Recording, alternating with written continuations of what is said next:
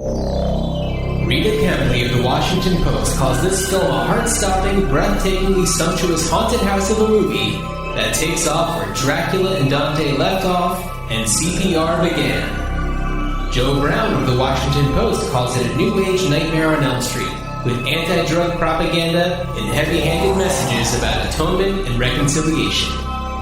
And about its 2017 remake, Toronto star's Ryan Porter says this would be boring if it wasn't so unintentionally funny. On this episode of Ruined Childhoods, we decide the fate of Flatliners.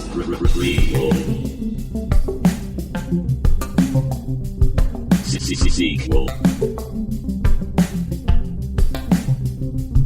Reboot. Which one will it be? It's the Ruined Childhoods podcast. Greetings, Starfighters. Today's a good day to podcast.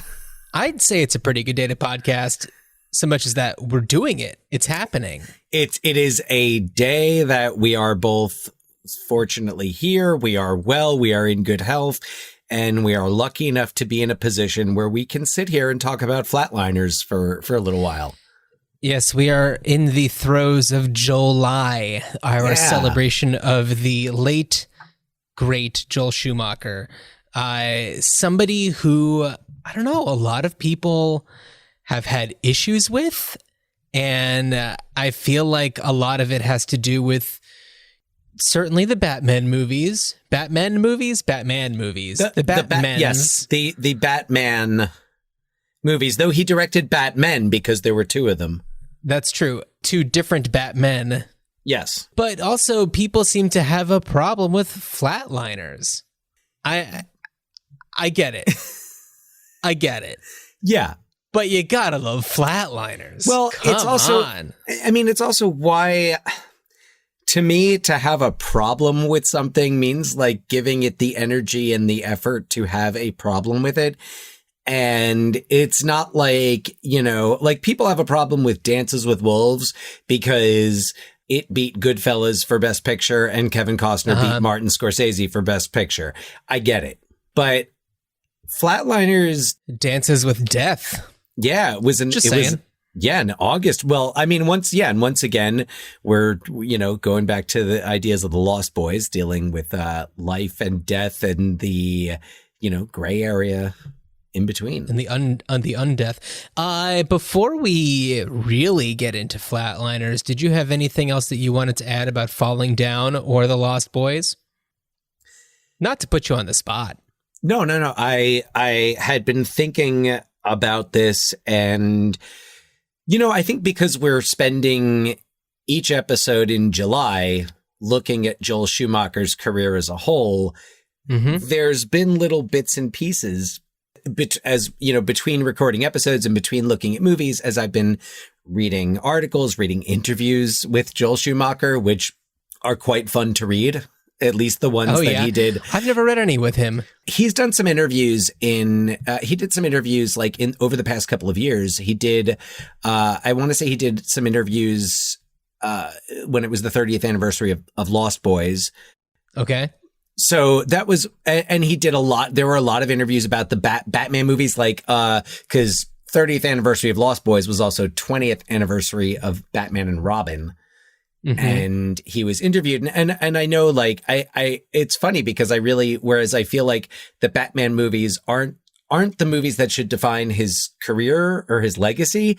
It's this running through line as I'm watching all these movies, and we'll get into it as we get into Flatliners, but this running through line that every movie I watch, I really think Joel Schumacher was possibly the best choice to take over that franchise.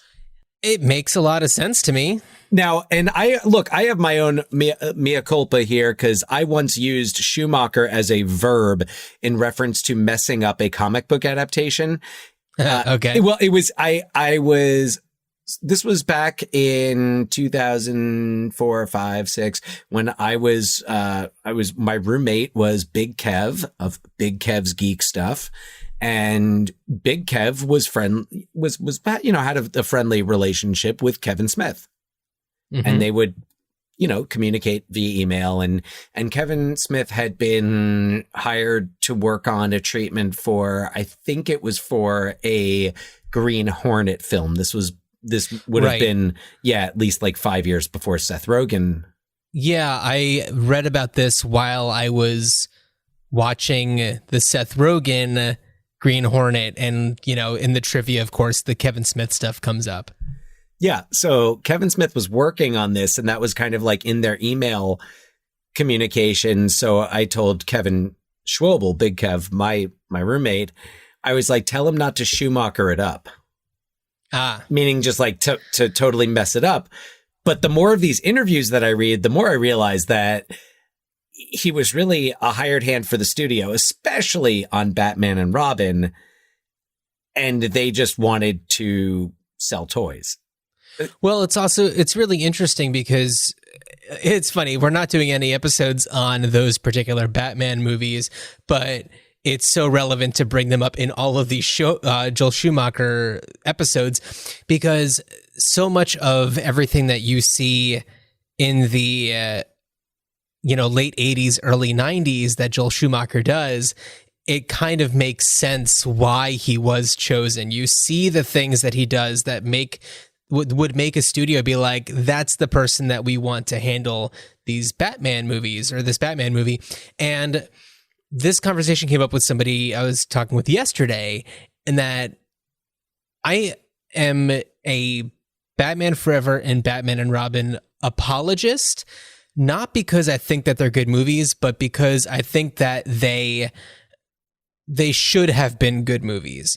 Like, for all intents and purposes, they do the things that people seem to want, superhero movies to be like. And this is, pre-Marvel movies, but they are very comic booky. They are very much like if you were to take a page of a comic book and make it really come to life. And this is before everything was all gritty. This is when there was still a lot of color.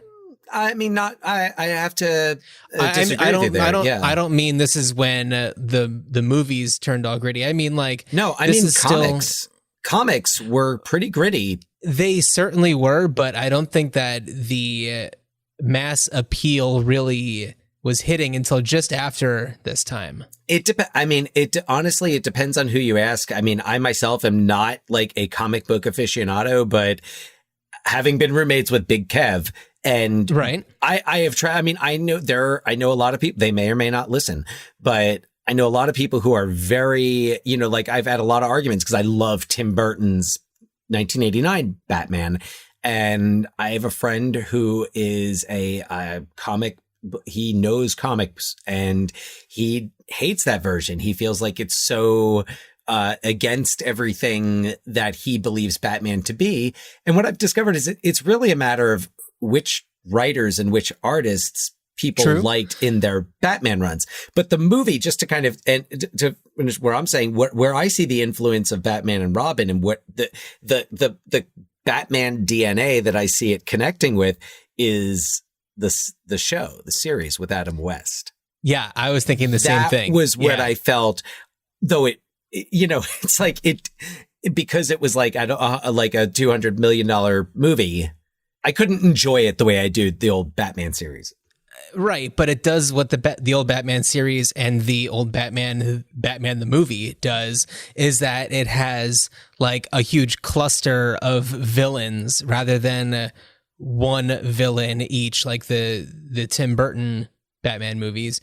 And Batman Returns Batman Returns had, if you count Shrek, 3. Well, I wouldn't. I mean, count Max Shrek, not the ogre voiced by Mike Myers. I wouldn't count Max Shrek. If just the Penguin himself. I know Catwoman, I don't really consider to be like full on villain.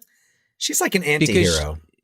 She always kind of teeters on the edge, but I mean like the Penguin or the Joker, whereas clearly the Riddler and Two-Face, or the other one where you have Mr. Freeze and Poison Ivy, like you clearly have, and Bane.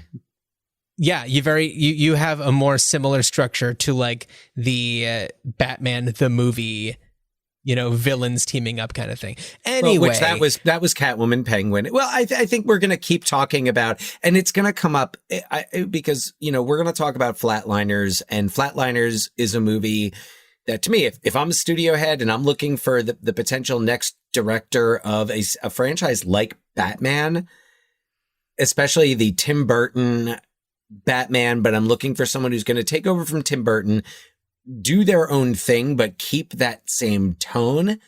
Looking at Flatliners and Falling Down and The Lost Boys, I keep coming back to this like, man, had they just said, Joel Schumacher, here's a couple $100 million, make the Batman movie you want to make.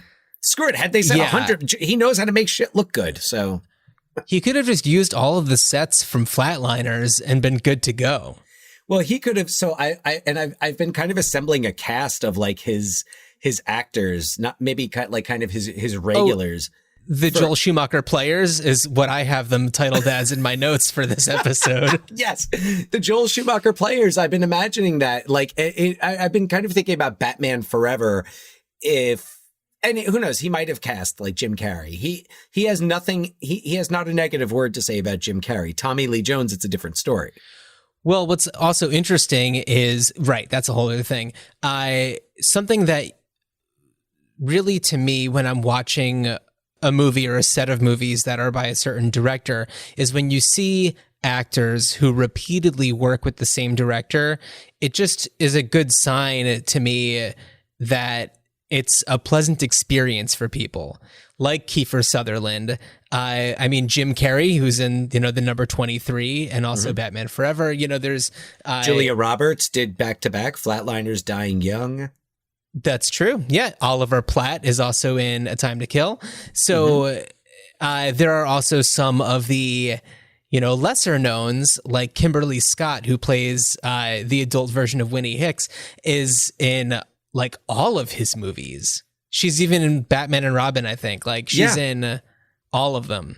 And she's not a huge name, but she's just one of the Joel Schumacher players. Beth Grant, who is in everything. She plays one of the patients at the beginning of Flatliners who's explaining, describing her afterlife situation. The older woman, the one who's... Yeah. She's in every movie, period, but she is in every Joel Schumacher movie almost. And it also makes me wonder... if for the Batman movies, yes, Val Kilmer, yes, George Clooney, but I wonder if he considered Kiefer Sutherland, or if there was ever a discussion about bringing Kiefer Sutherland in to be a Batman. I mean, based on the interviews I read, it wasn't brought up. And I mean, there's a few interviews, like I read one with Hollywood Reporter. If you just Google like Joel Schumacher and Batman, there's all these articles like Joel Schumacher apologizes for Batman and Robin, or... Well, there's also been a lot going on, definitely on Twitter recently, because there's a lot of, articles coming out were saying like, there's a longer cut of Batman, I want to say Batman Forever, that has like all these scenes that got cut out. That's like a grittier version. And of course, people on Twitter are like, oh, those deleted scenes have been available for a long time and they're stupid. And, it's not any better.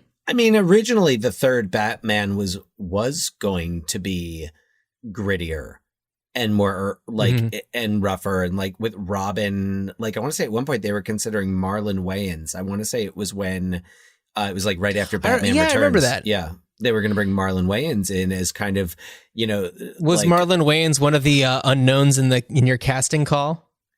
Oh, no. We talked about in the last episode? Yeah. No, Marlon Wayans was, I think, maybe not known, but also not unknown because the Wayans. Yeah. So, yeah. He's a Wayans. Yeah, he was known. No, I mean, but I was thinking, I was like, man, like Brad Renfro would have made an interesting Robin. Yeah.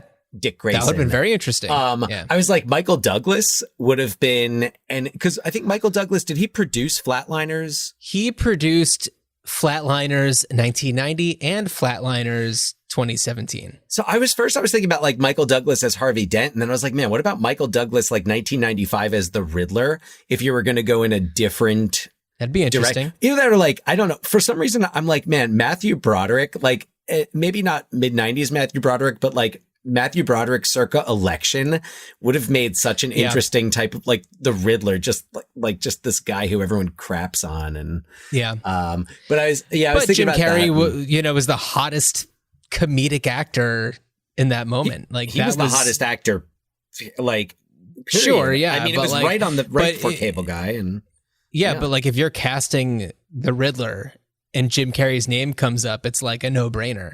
Oh yeah. And so honestly, I like him as the Riddler. Except you know what though? And since I've been watching, like I watched Kidding, with the show that Jim Carrey's on Showtime. The Michel Gondry Showtime show. Yeah, I watched the first season of it, and I'd be so interested in Jim Carrey, circa 2020, playing the Riddler, but not necessarily the Riddler the way that he was in Batman Forever, but the Riddler, the more of the type of Riddler that we would have seen in Christopher Nolan's Dark Knight trilogy. Yeah, and I now, since you bring up Jim Carrey, he just, I think, released a memoir that I'm very curious to read. Oh. Yeah. I did not hear about that. I hear it's quite good, unless I dreamt it, but who knows? So if I was to bring up one more thing at all about Falling Down, I know that we kind of did a little bit of a departure, but this was just something that so for anybody who doesn't know, and I don't know why you would know, but the way that we kind of break down our roles on this show is, Dan will typically write up the show notes and I will do the editing. And, Dan also manages kind of like our list of what to do next and stuff like that. But I do the editing. Audio editing is part of my job that I get paid for. So it is kind of like I could do it in my sleep. And editing the Falling Down episode was really fascinating because it really brought me back into the movie, which is a difficult movie to be in just watching it. But like when it's in your ears and you're just like thinking about it more and more and more, I don't know, it becomes a different experience. And there was something that we brought up in that episode, the last episode that came out for Falling Down, that I wanted to bring up because it also relates to something that's been happening on our social media. And that is in Falling Down, Michael Douglas's character's ex-wife has this experience where she is concerned that her, abusive husband, who's emotionally abusive, is going to be coming to their house on their daughter's birthday. And the cops come out a bunch of times, and then of course, nothing happens, so they leave. And this one cop says to her, did he ever hit you or, hurt you? And, it was the type of thing where, no, he never actually laid a hand on her, but it was emotional abuse. And we had brought up how you believe the victims. And that resonated with me, especially because as I was editing that, somebody had commented on a social media post referring to our Lost Boys episode with the Coreys. And, it had come up that, Corey Feldman, in his memoir, talks about the abuse that he, and I mean, also Corey Haim, but that he personally had.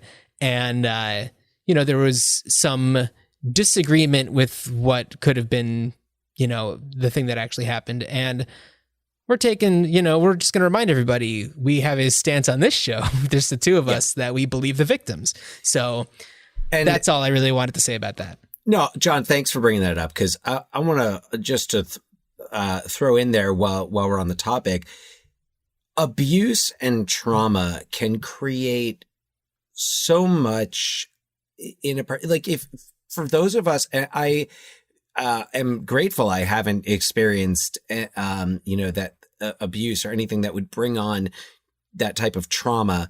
But especially when that trauma is untreated and not given attention. And in the 80s and 90s, this stuff was swept under the carpet. And I mean, the perpetrators were protected and the victims were shamed and silenced.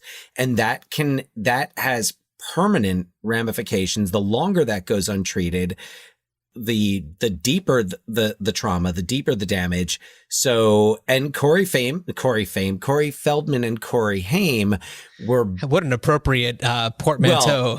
because they were both victims, and they were victims at a time when they weren't protected. And you know what? It just so happens that sadly Corey Haim hasn't survived to this day, and somehow Corey Feldman has. You got to remember though, Corey Feldman was also big in with Michael Jackson. And actually that's something that's come up with Joel Schumacher in interviews, because Joel Schumacher I think he had like a friendly relationship with Michael Jackson, and so Joel Schumacher, some history, you don't know a lot about his past. So he was, out of the closet, homosexual director in Hollywood in the late 70s and 80s, but started as, he was a costume designer. He was, John, you mentioned, a window dresser in New York. And Joel Schumacher was part of that. And he also, he was a kid who was basically left to his own devices in New York City in the 50s and 60s. He said he started messing around with drugs and drinking and stuff at like 10 or 11. I'm sure this will come up again, but he really had a feeling. He had like an understanding of these kids. And I feel like it's almost, had they been in the Schumacher players forever, I feel like he really looked out for the people he worked with. Well, Corey Feldman, especially, he, on the set of The Lost Boys, Corey Feldman would be, on something and unable to do his thing. And Joel Schumacher was just like, if you don't clean up, you're done. And granted, he certainly had, more experiences with drugs and alcohol, but for that, Corey Feldman credits Schumacher with, kind of saving him at that time. And he was just a little kid. Well, but Schumacher knew, because Schumacher was like, damn, I was doing all sorts of shit and sex and with whoever.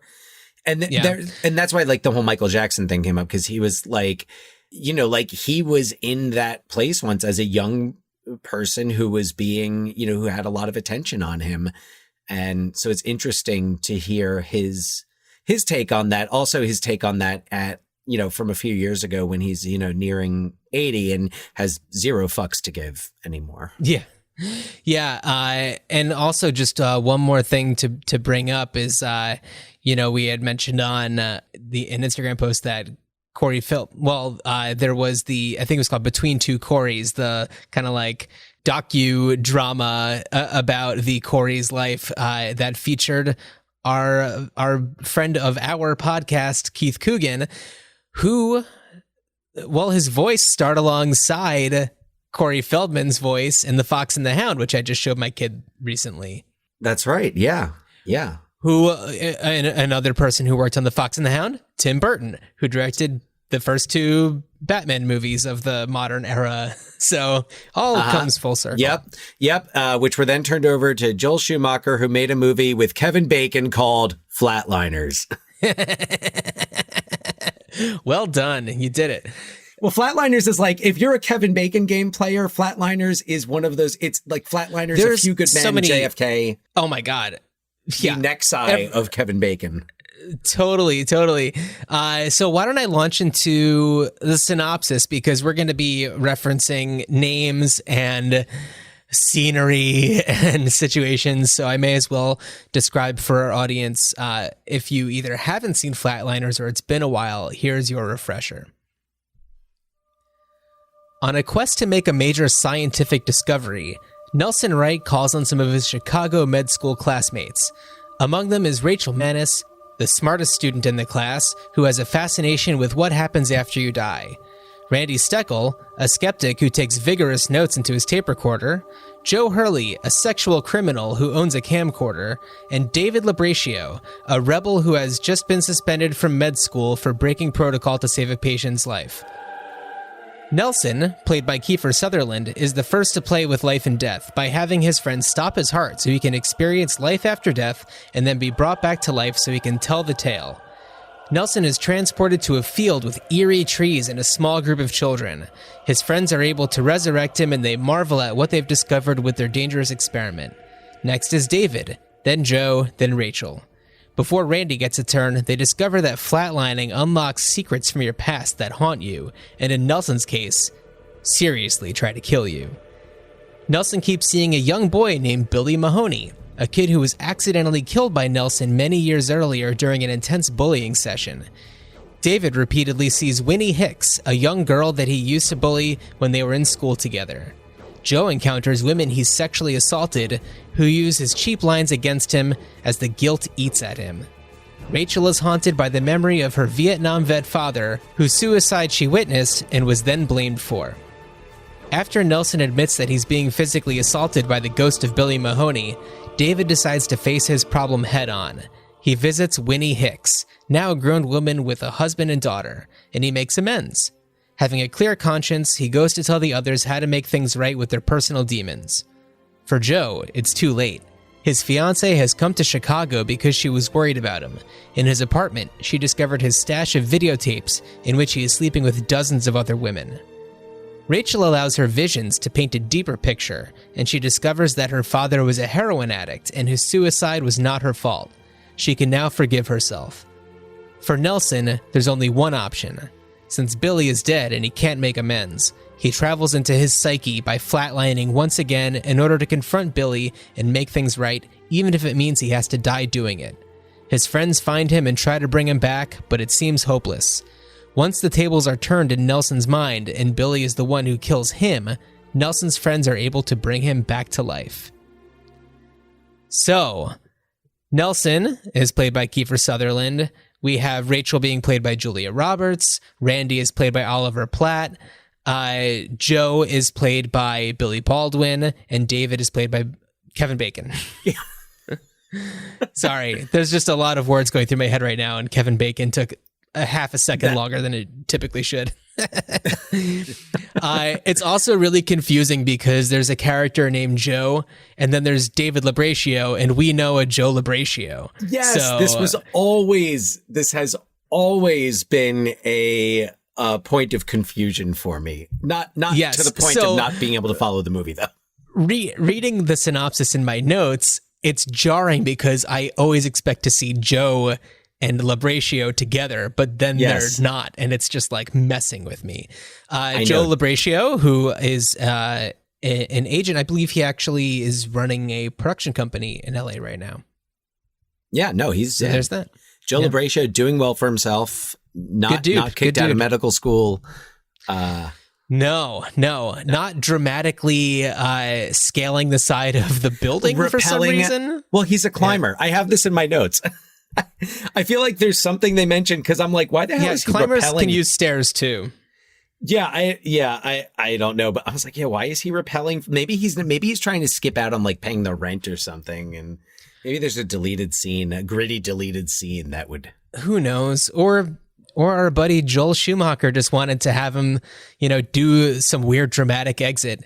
And I also want to bring up, we've been talking about kind of the themes in Joel Schumacher movies and the things that make movies Joel Schumacher movies. And one thing that's in a lot of his movies, not all of them, is weird cars. So in this movie, David has a really bizarre military.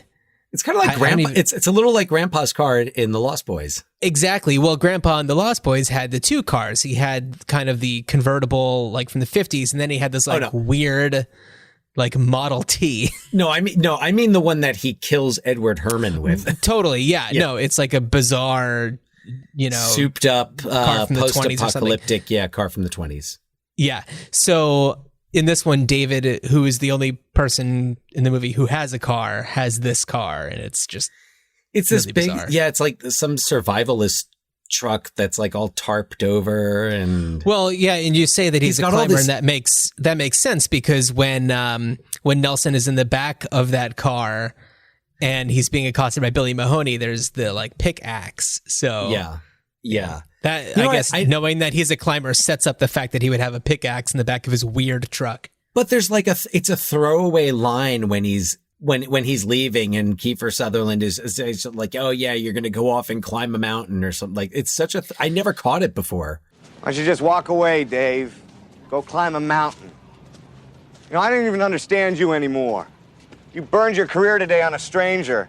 Now you're turning your back on a friend. Nor did I ever question why he's rappelling down the side of his building until now. Right, so. Or why he has a pickaxe in the back of his truck. But it's like, I guess that line is just there, and the action is there to set up the fact that there's a pickaxe in the back of his truck.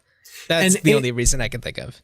And interestingly, so the part that that John's referring to here is when David goes to visit the adult Winnie Hicks to make amends.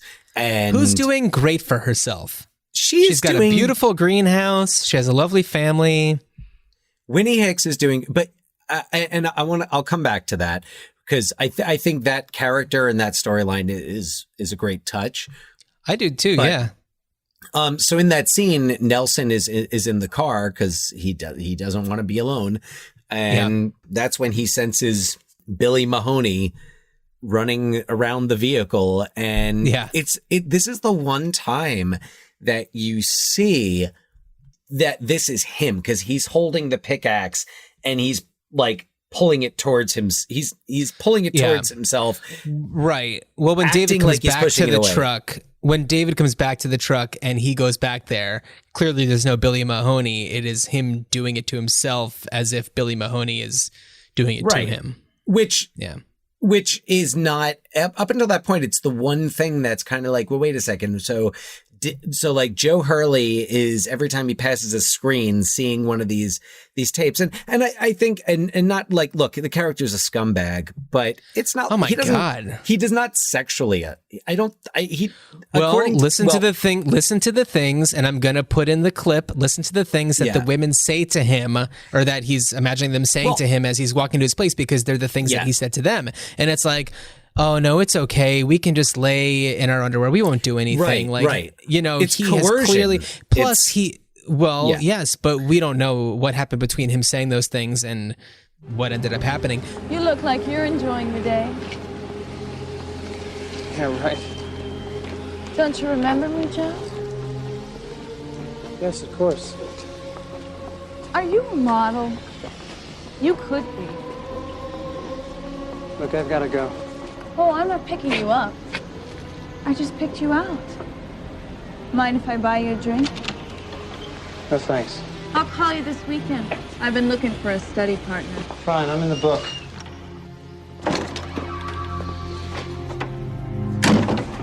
Hey, gorgeous. How are you? What you doing? Some crazy girl. I know you, don't I? Would you like to? We don't have to do anything. We can just lie together, hold each other in our underwear.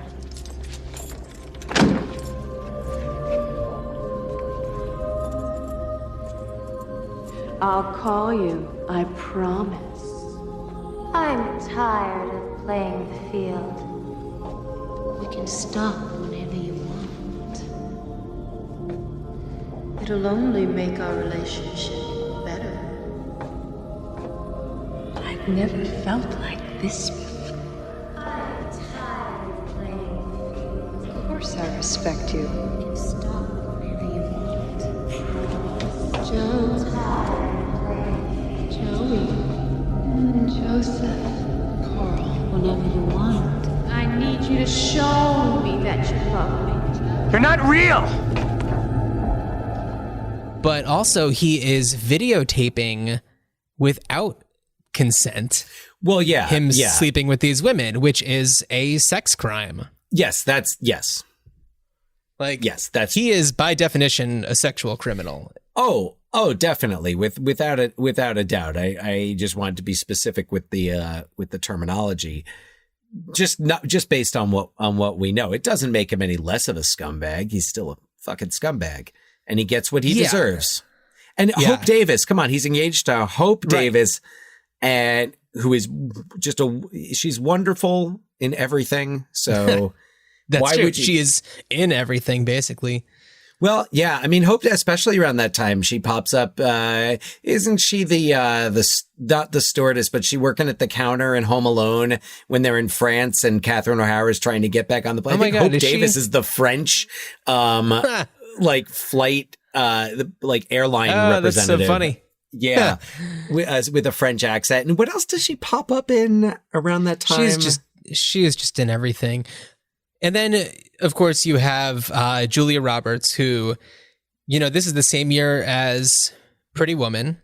And, I was looking at her filmography, and it's funny because it's like she's in like a couple things, and then all of a sudden she's in like Steel Magnolias. Like she's just like huge all of a sudden. And then I feel like it was like Mystic Flatliners. Pizza. Mystic Pizza was like the first thing, and that was like, a big movie. Yeah, and then she was like in the Satisfaction with Justine Bateman, where she was like the bassist in their band. I think Julia Roberts was in that. I didn't see that one, so yeah. But I think it also has another name. I think they like later changed the name because the Rolling Stones sued him or something. I don't know. Yeah. But Julia Roberts did. Yeah, she did Flatliners, and then Dying Young, and I mean with Joel Schumacher.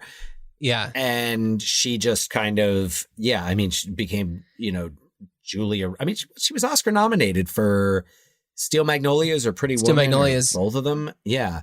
I mean, it's just a huge star. She's great in this. Yeah, she's totally good in this. I like that she's the smartest person in their class. They bring her in because they need her. And the fact that she's a woman, is kind of a nice touch. Yeah, I'm like, based on the way they talk to her, I'm like, I think the fact that she's the smartest in the class is like maybe 25% to do with it. 75% everybody's is trying all to of them. sleep with her. Yeah. Maybe not Steckel. I don't know. Maybe not Steckel. Oliver Platt is a saint. I'll leave it at that. I'm a big Oliver Platt fan. This was the movie that he had been in a few. Here's another one. He was in like Married to the Mob and Working Girl. And then Flatliners was a big shot for him. So I enjoy him in this movie. Oliver Platt. Love me some Oliver Platt. And I love the fact that he calls out that because when Hurley is yelling at him and like, oh, well, why won't you go under? And he's like, good thing I didn't flatline. My 350-pound babysitter be running after me, waving the half-eaten pastrami sandwich I stole from her. Yeah. And because I'm sitting there, I'm like, no wonder the script doesn't have him going over. Although it'd be weird if he had this, he had the most fucked up background of all of them. It would be crazy. Yeah, he's like, I better not go under. No, and it's interesting because so he's kind of the skeptic at first, and then like right after Nelson goes, he is kind of like a believer, and he's recording into his little tape recorder, and he's just like the greatest discovery of modern science or something like that. And this could be the conquest of our generation, the last great frontier. Look, first you had the sea, then America, then the West, the moon, Mr. Leary, drugs, the inner journey, Miss McLean and our illustrious former First Lady, the outer journey. But this is ours. Well, we did have disco. We have finally found something worthwhile, something to upstage those fucking baby boomers. Well, Labracio's the one that they have to. He's the atheist, they call him throughout the movie. The test subject. Yeah. Like, if the atheist is going to believe it. Yeah. So, but Steckel is great because he's also a bit of the comic relief. Like, there isn't much comic relief, but like he brings a lighter side to it. Yeah. He's great. I don't know. The thing is, like, this movie is ridiculous. We get into it, and the first flatlining happens so fast, and it's like I really wanted to know more about like why he wanted to do this, and I was a little bummed that we didn't get a little bit more ahead of time. I don't know if there are like deleted scenes that lead up to it, but it's like the very first line of the movie is, it's a good day to die. Today's a good day to die. Yeah. And then we just kind of get into it. You know what puzzles me? This is for being every location. Well, the fact that I would expect a medical school to be better lit. Well, also not leaking from the roof, and also not in some weird like museum. They're in it, like some like old ruins. It's like they're squatters. Like this medical school just set up, and they're like, as long as no one notices we're dissecting cadavers, we're all good. Yeah, without wearing any gloves. But yeah, they're they're in this crazy weird building, and I would love to know why Schumacher decided to set it in a place like this and not a hospital setting. Or it could have just been a thing where it's like, why do what people expect? You know, why not make it look really beautiful and weird? Because this is a weird movie. Well, and that's what I wonder is how much of it is supposed to be, how much even of the visuals is supposed to be taken literally, and how much of those visuals are there to reflect the characters who are all, except for Steckel, haunted by something. Yeah. And right. I mean, you start off with these, like, you know, these statues, these sculptures, and then you go inside, and it's a weird decision for kind of like a science-y type of situation. Considering that it is a more appropriate setting for a vampire movie than the setting for his vampire movie, though I have no complaints. But just I want to quote the Karen James review in the New York Times of Flatliners, which, by the way, 30 years ago this August, Flatliners. So if you're looking for an excuse other than this podcast to watch Flatliners, it is its 30th anniversary. Happy anniversary. I am trying to remember if I saw it in the theater. There were a lot of ticket stubs from the theater where I would have seen it, where the ink was so faded, but I did go back in my ticket stubs to look, because I swear I saw Flatliners at the Rialto in Westfield. Well, then I'm sure you did. But no, she says, so this is what Karen James had to say. She said, the true star of Flatliners is the film's haunting atmosphere. Mr. Schumacher, who started his career in fashion design, knows the full value of style. Like all good horror films, this one exists at a skewed angle to reality. But more than most, its resonance depends on the meeting of ordinary life with a slick, hyper-real aura, which owes a great deal to Eugenio Zanetti's production design and Jan de Bont's photography. Jan de Bont, cinematographer extraordinaire. So yeah, we should also talk about Nelson's apartment. And there's a reference at one point to, like, you know, if he dies and doesn't come back, then one of them says, like, Nelson, if you die, can I get your apartment? It's a joke. It's a joke. And what's bazonkers about it? Well, one of the things that's bazonkers about it, zero furniture. Maybe he's squatting. Yeah, it is essentially like a museum without anything around. Like, it's just this huge place, very, very white, with like colored, like neon blue, like fluorescent lights at the bottom, like kind of near the floor. It was a department store before he moved in? Maybe. And who does that? Like, well, seriously. I mean, but maybe a kid who grows up in a group home does that, because he says he was taken away from his parents when he was 9. So maybe a kid, maybe somebody who's not used to having possessions or anything that's permanent is the type of person who. Yeah, I understand. Yeah, I don't know. The furniture thing is less weird to me than the lighting in that place. But what's also puzzling is, you know, when he's a kid, kills this other kid. Towards the end, you see him like at the grave being like, I was taken away from my family when I was 9 years old. I was sent to Stoneham School for Boys. I thought I paid my dues. Like, I did right by this. How is somebody like that able to go to med school? You must have been like a crazy good student and getting scholarships and stuff like that, because that's paid his dues. I guess he paid his dues. Or he changed his name. Which is something that we're going to talk about in a little bit. But Billy Mahoney calls him Nelson in the that's true. Flashback. So yeah. No name change there. No. And we'll come back to that in a little bit. No, you know what? Let's come back to that now, because why not? Let's come back to the thing that we are talking about a second ago. In the 2017 version, Kiefer Sutherland makes an appearance as a professor at a med school, and his name is Dr. Barry Wolfson. And for a while, when this movie was in development and it was announced that Kiefer Sutherland was going to be in it, Kiefer Sutherland even said that he would be the same character, and that it was going to be like, oh, this is a sequel to it.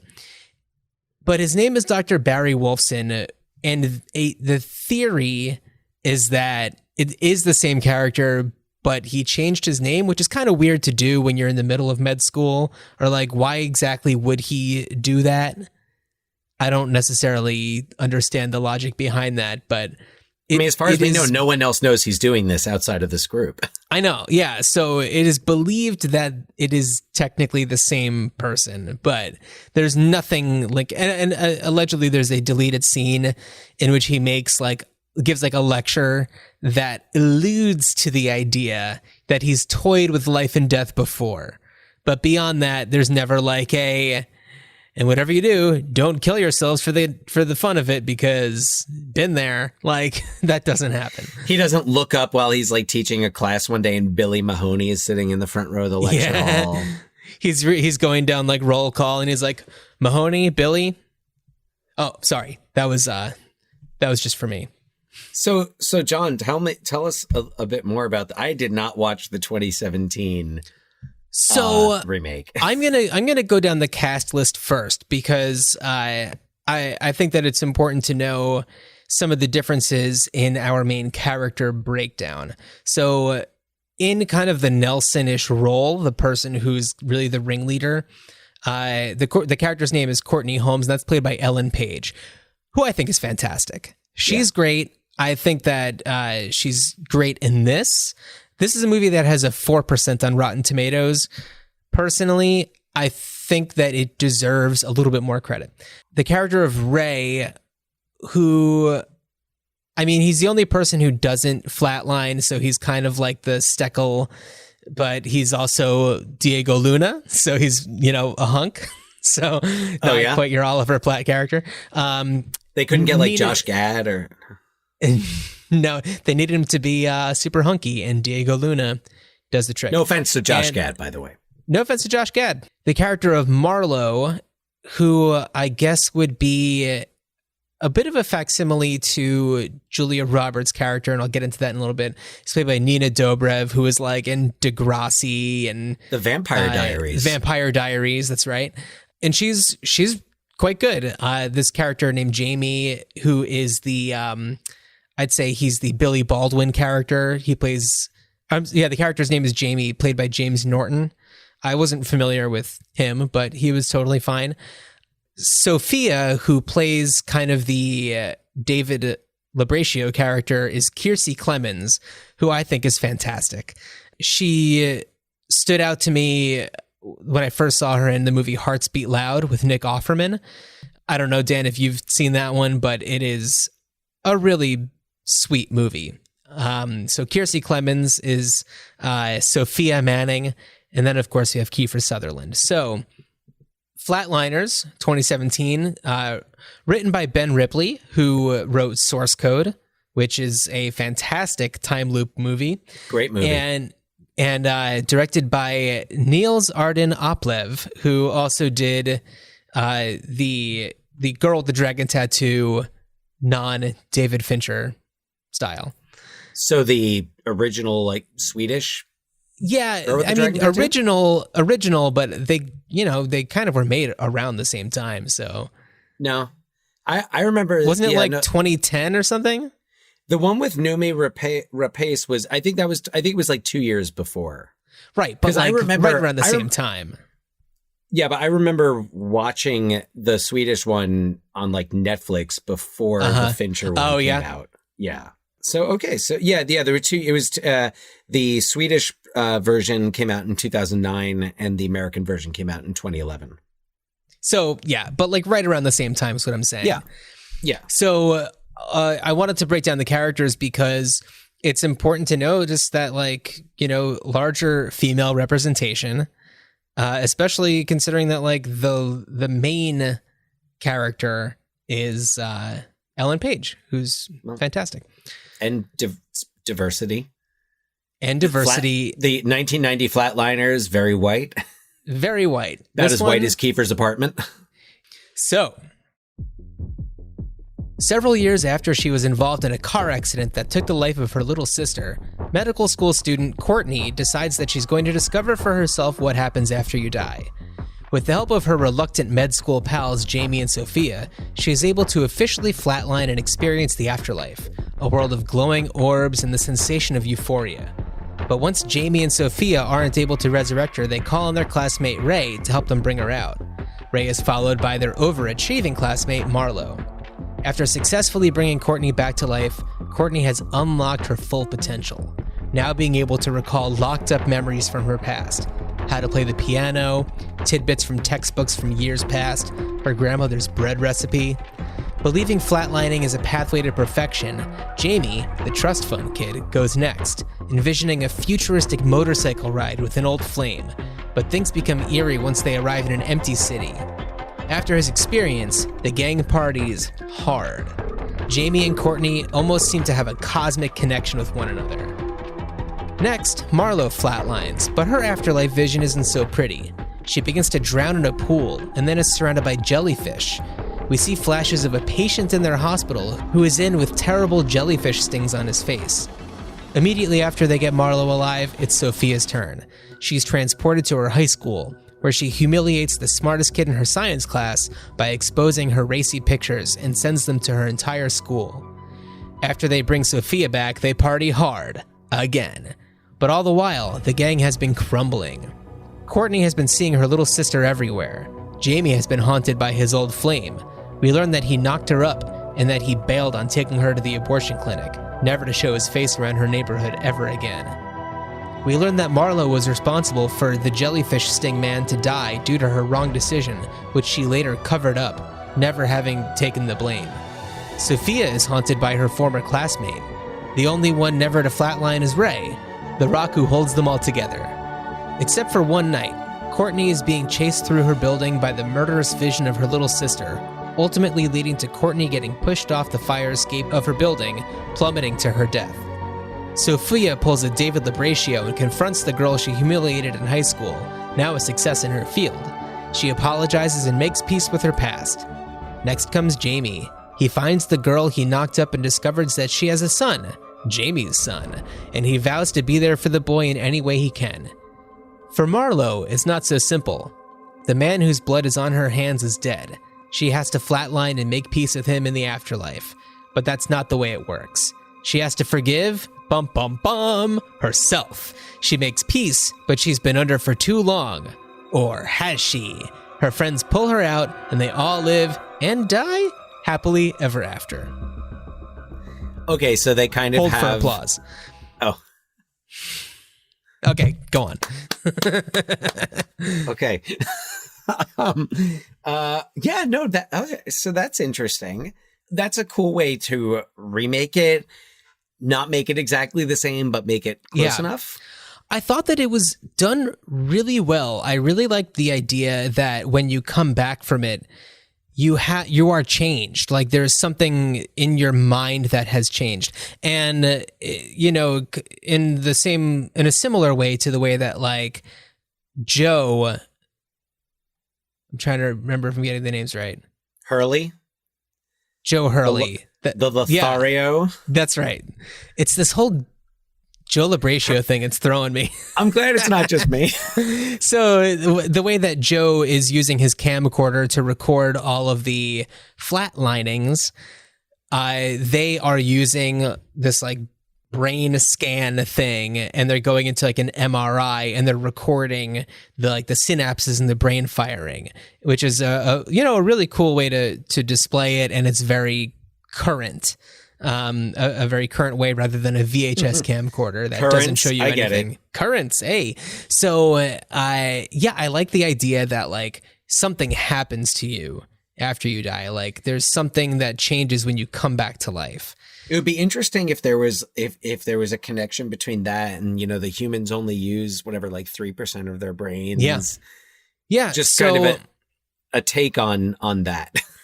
Yeah, and you know, for the different characters, it comes up in different ways. So for Kiersey Clemens' character, she's going to med school and, you know, on a bunch of scholarships, and her mother is living with her to kind of keep tabs on her. And she, after coming out of it, she like stands up to her mother and tells her that she's going to be moving out and getting a place on her own. And like she, has this sense of confidence, even though she didn't have a wonderful vision when she went under.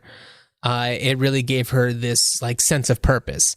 And that could have been what pushed her to go see this girl who she was awful to when they were in high school and make amends. And I don't know. I think that there's a lot of ways in which like this version of Flatliners worked better for me because there's just like better explanations. Like, right off the bat that Ellen Page's character at the, years prior got into a car accident that killed her little sister. And it gives you reason to understand why she would want to experience this like afterlife thing, to like be more at peace with the fact that her sister had died. Just to know what her sister might have experienced. Yeah, for sure. It just makes a lot more sense. It doesn't take place in like a weird mausoleum. Like it actually takes place in like the sub basement of a hospital that like is fully equipped, but is just not in use. And, there's a ticking clock to it where it's like they know when the night cleaning crew comes in, so they know when they have to be done. So it's like there are things about it that just like in the world of storytelling and movie making move the movie a lot better. And I think that had there not been a Flatliners before this, it might have gotten a little bit more props.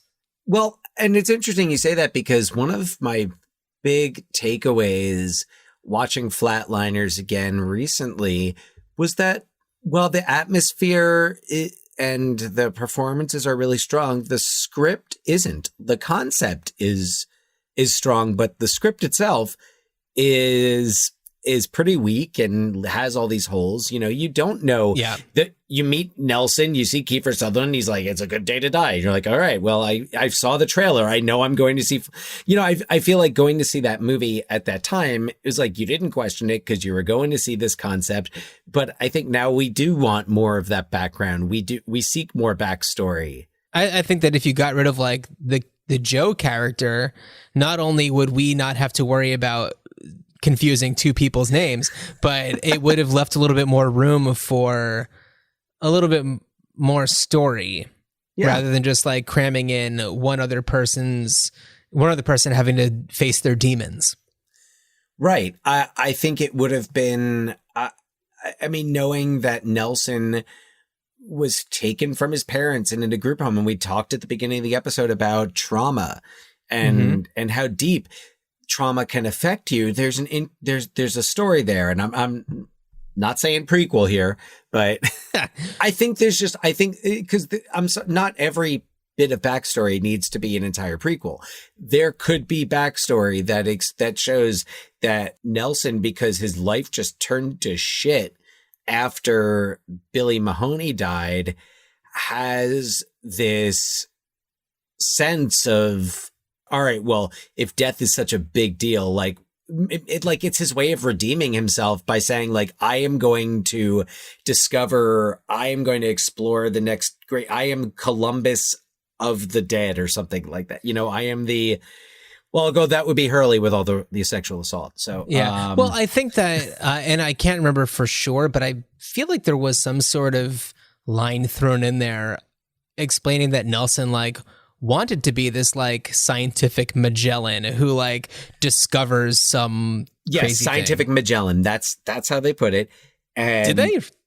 I'm pretty sure I'm pretty sure Magellan is the one. I am a Magellan fan, much more so. Of course, I don't know any of the dirt on Magellan. So for all I know, in 20 years, Magellan has not been canceled yet. Magellan is not. No, yeah, Columbus, I get it. I've read the excerpts from his diary. He's, shitty. So, but yeah, scientific Magellan of the mind or whatever they call him. And yeah, I would have liked to have known more. I think that our culture now where we have, TV series like Gotham and movies like Solo, we're an audience hungry for backstory. I think partially because a lot of the new content isn't thrilling. So it's like, well, let's take a look at what we had before and see what else is there, which I guess is what we're doing. So yeah, totally. I think backstory, I think just to wrap up that thought, when I first saw this movie, whether it was in the theater or on VHS, I didn't ask that question. Maybe it's also because I was like 13, but I didn't need to know it. It was like, okay, I'm watching this movie about these people who do this, and that's a cool concept, and that's great. And, I didn't get parts of it. You don't have to really think too hard about it if you just want to watch a fun, weird, crazy psychological thriller. With a science fiction psychological thriller. I don't know. Yeah, but going back to the backstory idea, it's a question that remains. It's something that kind of keeps, if you're going to make, so like Nelson, if you're going to have a main character making such an extreme act that they are asking their classmates to kill them and then revive them. Yeah. With such extremity there, I mean, maybe a little bit more and maybe the screenwriter, and I know it was a first time screenwriter. I forgot. I did jot down his name, but I believe he was a first time screenwriter working on this. And I just wondered why they didn't have anyone punch up. Maybe they did, but I hadn't seen it in a while, and I remembered really liking Flatliners. And when I watched it, I was a little underwhelmed because of the script. I trace it back to the script. Yeah, I mean, it was a movie that had success and people still remember it because of the cast. It's, all of these people who are still doing amazing things. Some of the most famous people that there are. Billy Baldwin, as much as I like Billy Baldwin, both on screen and on Twitter. Oh, yes. He's a joy on Twitter. I love him. He's man. I agree with his takes. I'll tell you that much. As do I. Yes. Yeah. But yeah, it's a movie that's kind of built on these actors, these kind of like hot young kids and Oliver Platt and exploding like young, but it was like, young Hollywood, which I know Kiefer Sutherland was established at that point. Kevin Bacon was established at that point, but William Baldwin had not yet. It would be a year before Backdraft. Yeah.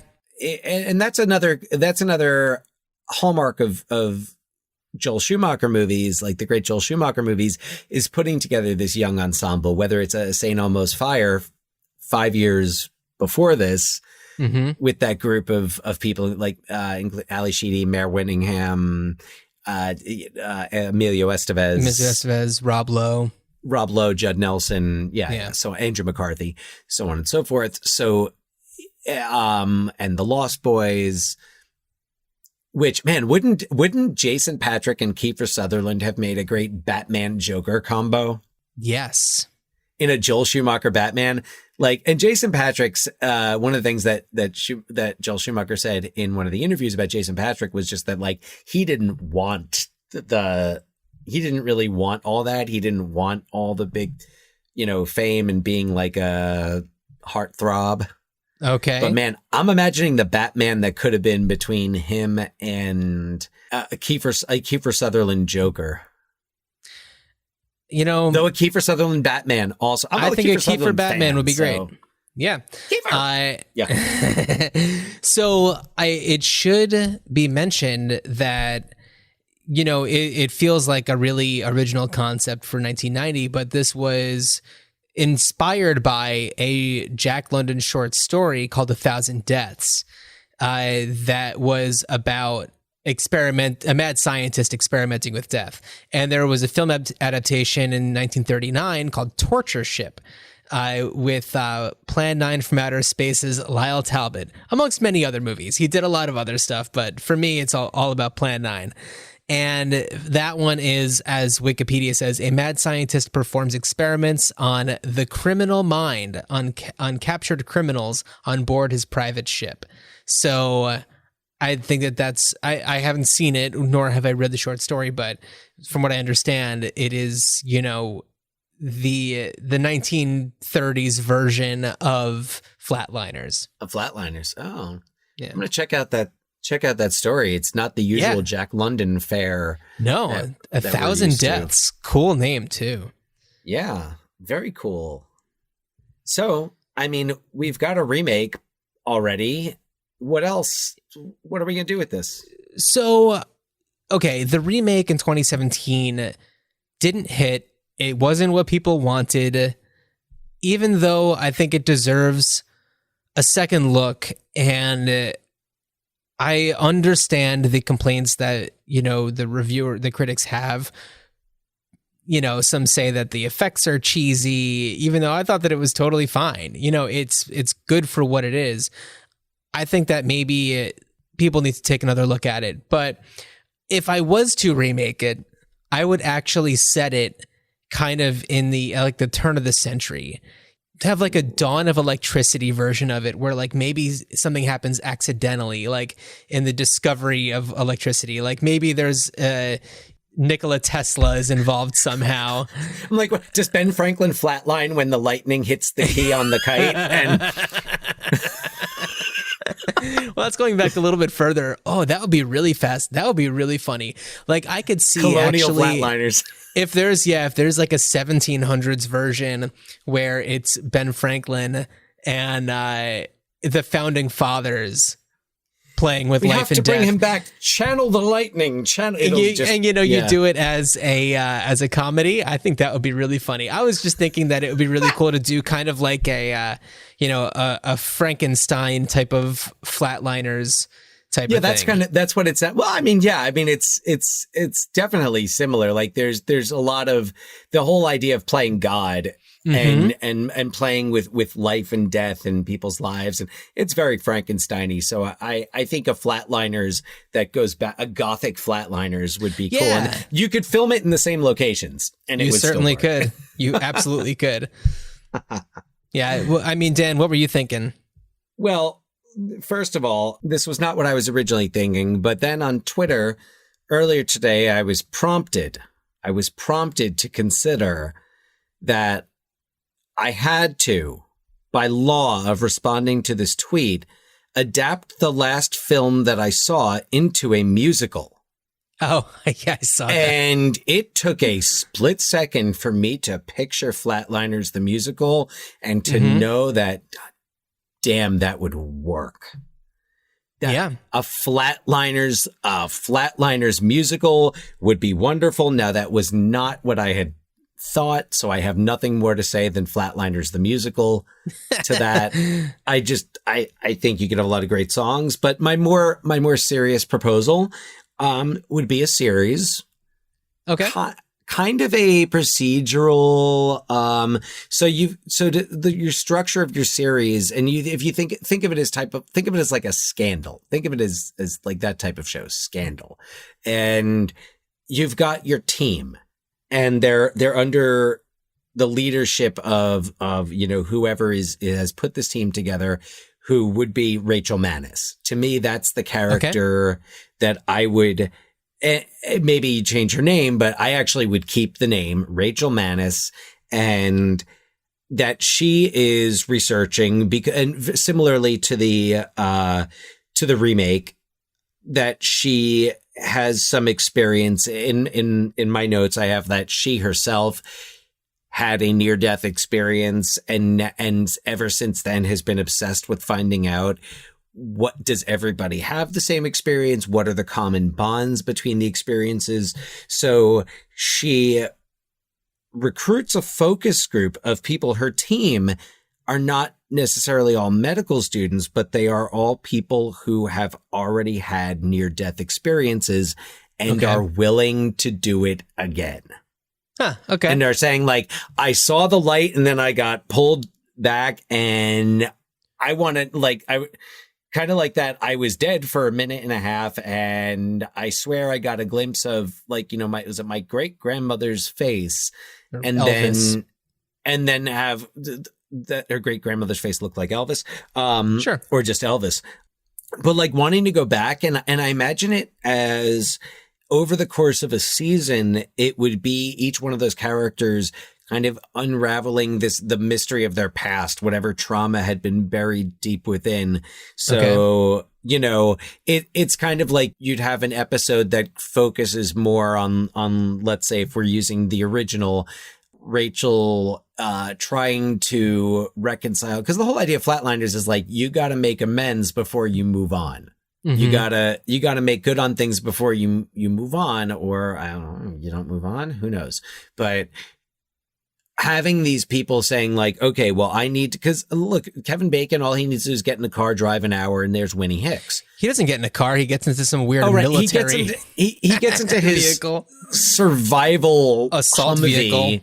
Yes, his urban hiking vehicle, and you know, he drives an hour and there's Winnie Hicks, and it's really, you know, pretty simple. But what if Winnie Hicks was, you know, had relocated and was working in Tokyo?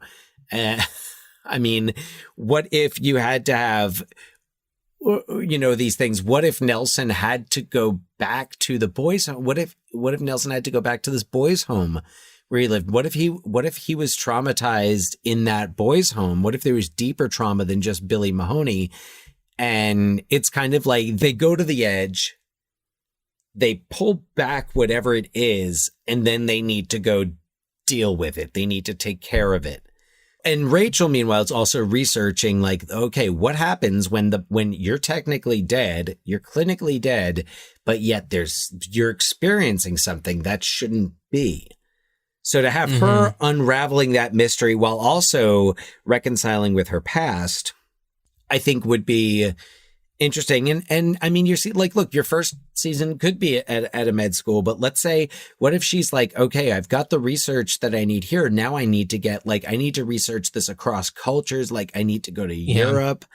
So I could see it being a series where it keeps like a central character, almost like a Grey's Anatomy, where Meredith Grey is the one who stays around, and all the other, I mean, there's like a core group of characters, but the rest kind of come and go over the course of the series, where you would have Rachel kind of be the core, and wherever she has to go to conduct her research, she's both reconciling things about her past and her trauma, but also, I mean, and then you could take it. What if it's that you have to reconcile things that like what if Rachel has to also like reconcile with the fact that her father participated in the My Lai massacre, which would, of course, which then resulted in him becoming a heroin addict.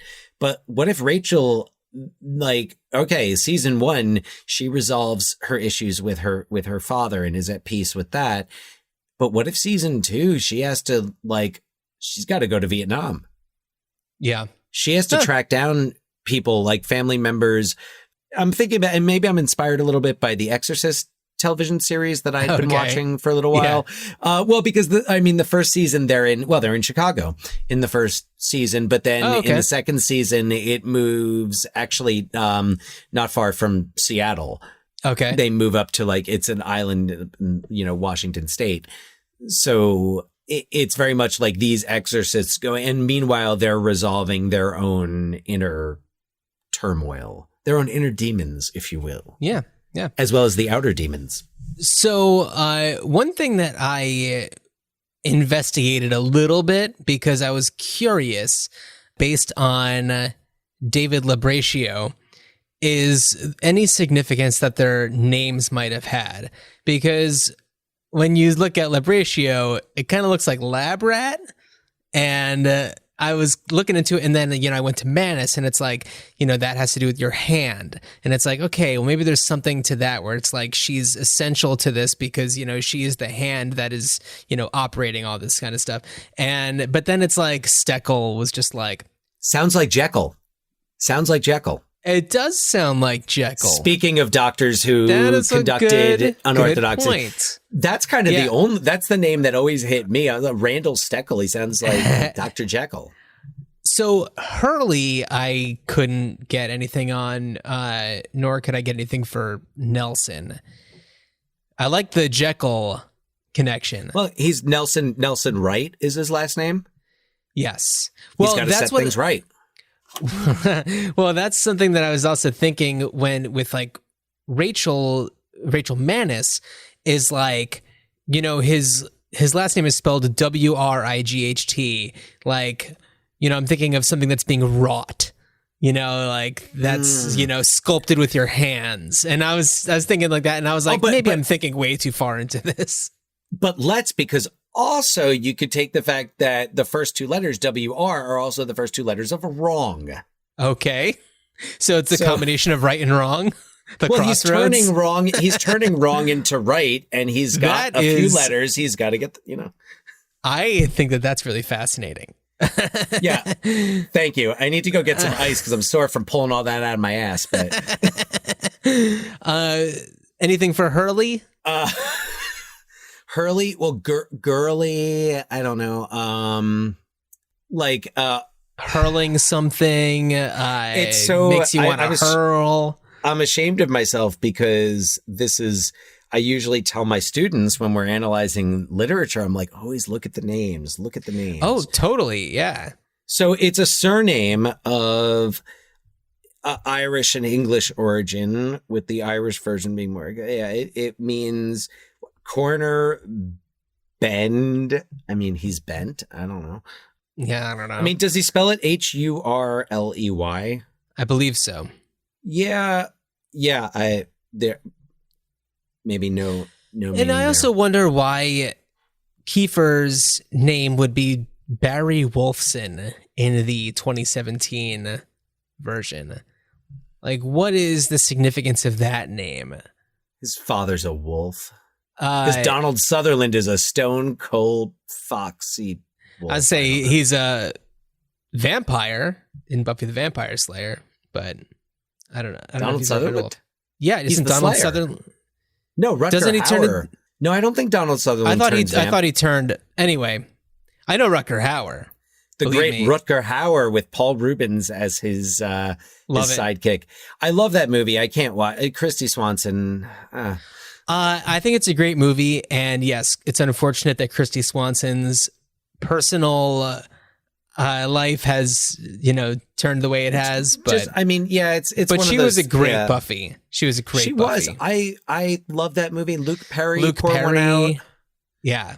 Who else? David Arquette. Ben Affleck. Yes. Mm-hmm. In that.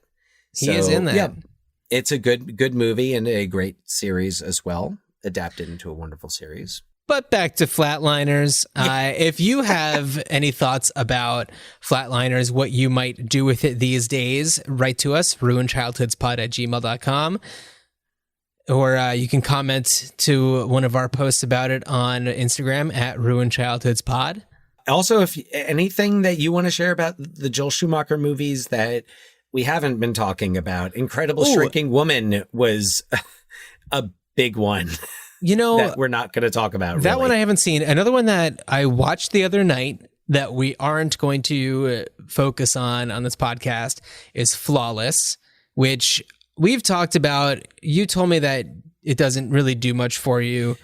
But it's been a while. I haven't seen it in a while. I think it's great. Revisit it.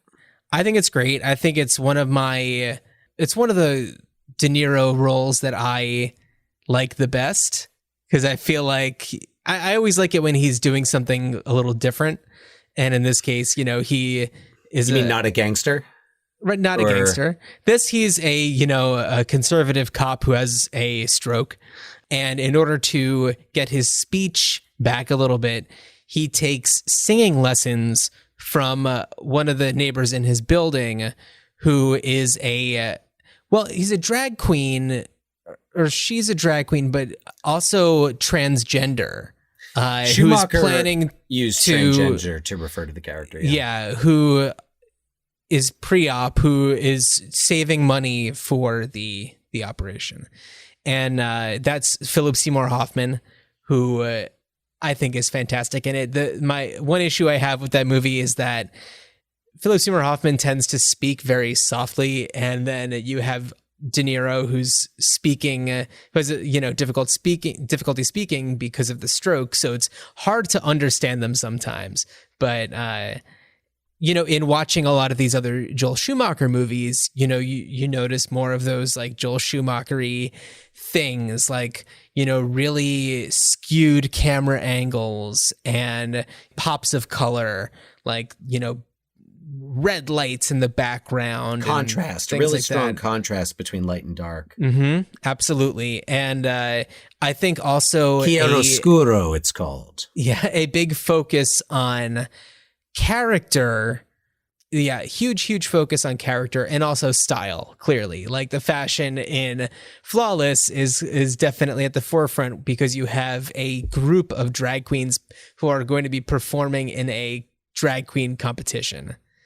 And Flawless is one that Joel Schumacher wrote, and I love that about it because it feels very personal.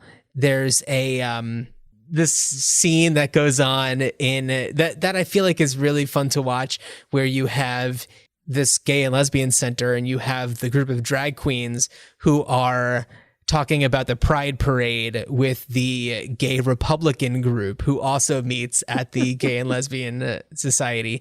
And it's just those like really wonderful moments. Philip Seymour Hoffman, though, is just dynamite in it. And respect to the true star of Along Came Polly. Let it ride! Oh, facts. Yeah, no, I'm gonna have to check this out. I remember because the cast of this movie includes at least 2 people who were in the original cast of Rent. Oh yeah, on Broadway. Yeah, Wilson. I was trying to remember if it was Wilson Cruz, but Wilson Jermaine Heredia and Daphne Rubin Vega are both in Flawless. So I see that that's streaming on HBO Max. I'm gonna give it. It's been a long time, so. While you're in Schumacher mode. Yeah, no, there's that one. I've been trying to think about the other Joel Schumacher movies that I would recommend. I would say the one that I want to check out is Tigerland, which I never saw. I never saw it. Did that with Colin Farrell, like really quick, cheap, but it was supposed to be really good. And then Phone Booth, also Colin Farrell, another player. Yeah, another Joel Schumacher player. I've seen Phone Booth maybe one time, and I'd like to give it another watch. I liked it. Hey, it's got Kiefer Sutherland. People like it a lot. Does it now? The prince of the Joel Schumacher players. Truly. Yeah, I got to watch that one again. I want to see if that's streaming somewhere. But our next episode is a... I'm trying to find a way to link the word Kiefer and Twofer because it's it's a twofer. It's not a Kiefer twofer. It's a one for Kiefer. It's a one for Kiefer twofer. But a Sutherland twofer in one. So maybe we should just say what they are. So we're gonna take a look at Joel Schumacher's adaptations of John Grisham's The Client and A Time to Kill. Yeah. And who knows, some other entries into the Grisham verse may make their way, could be bandied about. So, but we will be focusing on 1994's The Client and 1996's A Time to Kill. Totally. I've already watched A Time to Kill, and I'm going to probably watch The Client in the next couple of days.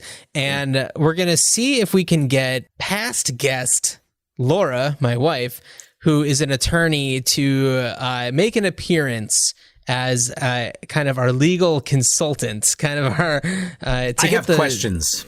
I have a lot of questions too, to see as somebody who definitely enjoys legal thriller fiction, to see how she feels about these movies. So I'm excited. Yeah, it's always interesting to get the reality versus the drama, because courtroom dramas are wonderful and are great, and the courtroom setting is just ripe for drama, but not always the most realistic. No, seldom realistic, I'd say. But no. We'll see if we can get our legal consultant to chime in. Our legal expert. Yes. Yeah, our legal expert. Excellent. Wonderful. So I guess on that note, on your way into the afterlife, Dan, I wish you a good journey. And John, just as we will be back like the Flatliners, a good journey to you.